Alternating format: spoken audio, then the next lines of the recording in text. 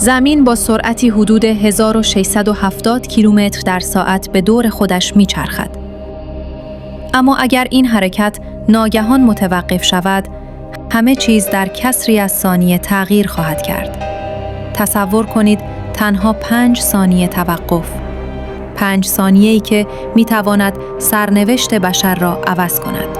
بیایید ببینیم در این 5 ثانیه چه بر سر ما خواهد آمد.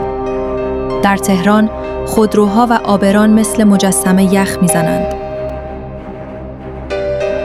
آسمان تغییر رنگ میدهد، گویی طبیعت دچار شوک شده.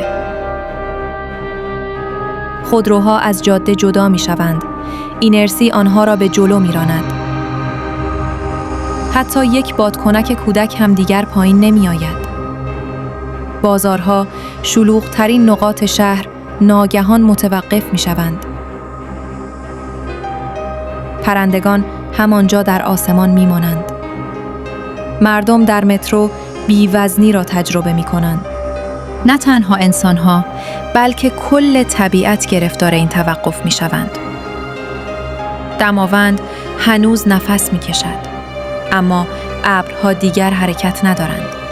رودخانه‌ها در میانه جریان یخ می‌زنند. برگ‌ها دیگر نمی‌افتند. زمان انگار ایستاده است. امواج خلیج فارس ناگهان به سوی سواحل هجوم می‌آورند. سواحل در آب غرق می‌شوند. در دل کویر حتی طوفان شن هم از حرکت می‌ایستد. ذراتی که باید پرواز کنند حالا میان زمین و آسمان گیر کردند. در آسمان روز ستارگان نمایان می شوند. پوسته زمین شروع به ترک خوردن می کند. گدازه های داغ و سوزان از اعماق بیرون می آید.